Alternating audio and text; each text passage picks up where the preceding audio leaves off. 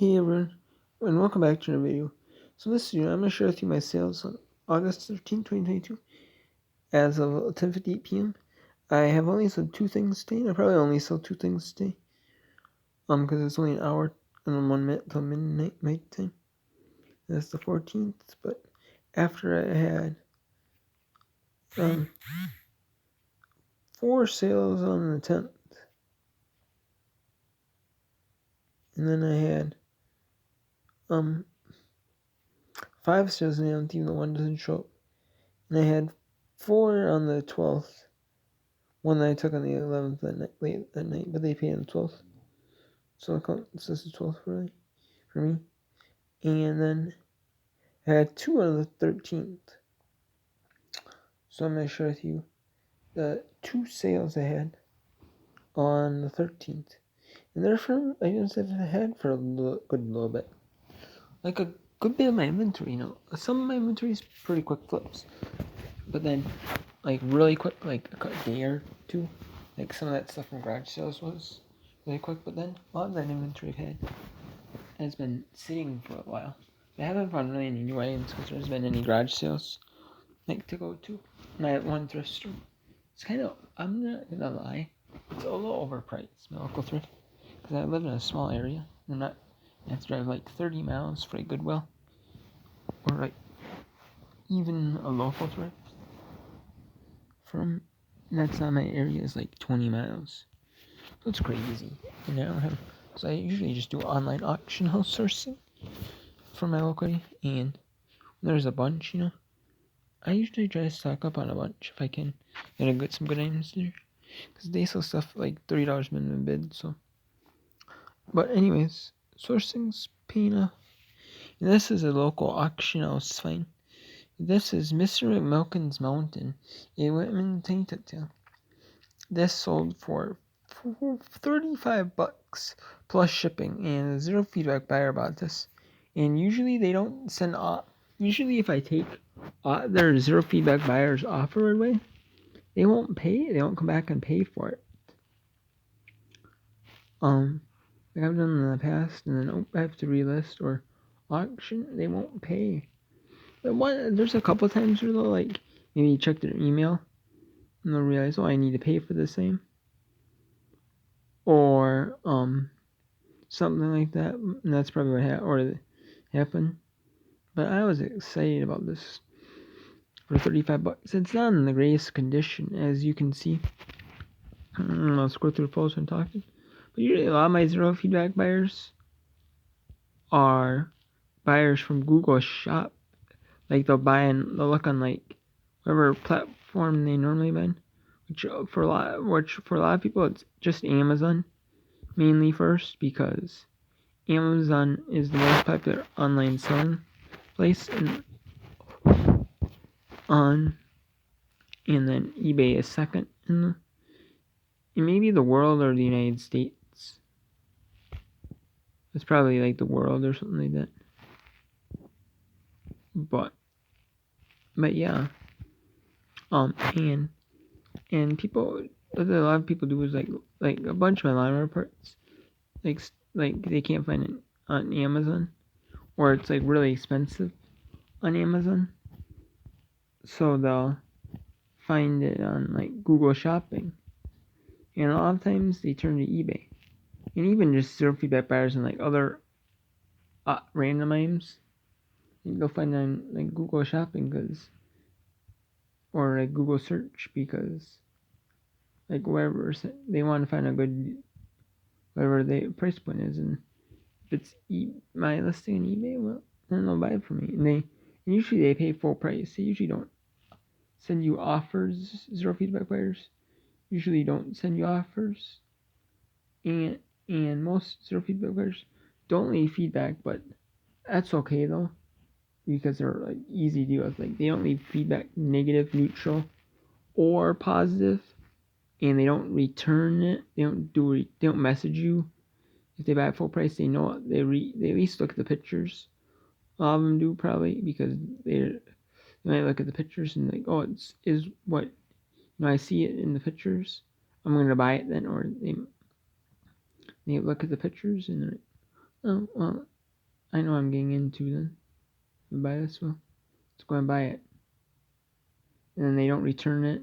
They don't leave feedback, any type of feedback. You know, and they don't message you. They're hassle free, which is awesome. But you love those buyers, you know, they're like, they just buy it full price, and they don't message you, and they leave, like, they might leave positive feedback, or they don't leave no feedback whatsoever. It's like hassle free buyer. I have a good bit of them. Most of my, I have a few messages here and there on eBay, but from buyers asking questions, but most of the time, it's usually just either buyers buying it full asking price from me, or they'll send me an offer and I'll either take it or I'll counter and then they'll accept it and then I'll ship it out right away. I mean, I do have a few questions here and there, but usually if I have a few questions, they don't result in sales. Sometimes they might result in sales a long time. Like in the future, they might buy it and then forget. And then you forget that they sent you a question because you delete it, which I usually do. And then offer you, and but I did have one on an engine bike. They wanted a question or a picture or something, so I did it, and then they ended up offering me on it. So that was awesome too, though.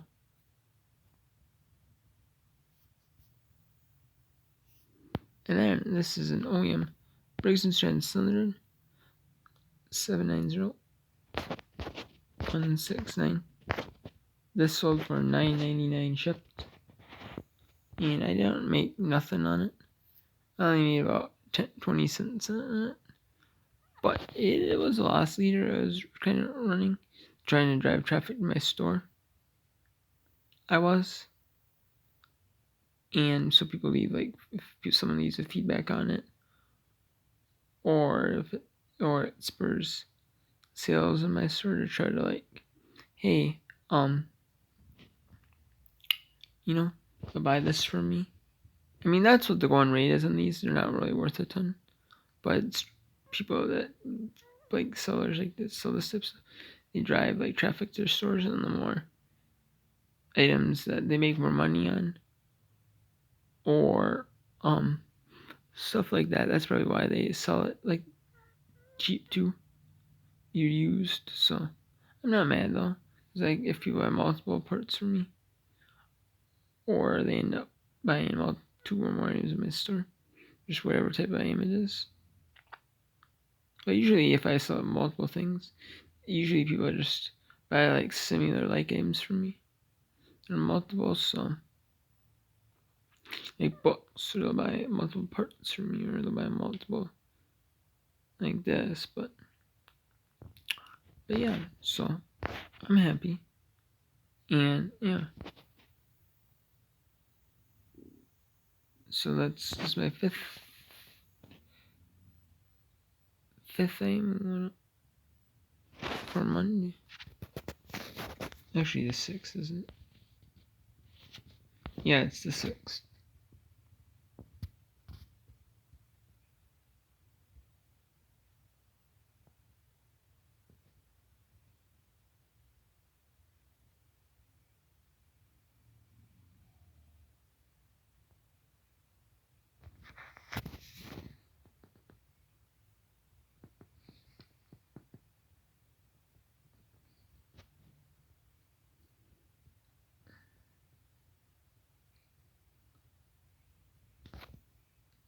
Yeah, so it's the 6th thing in the past couple of days.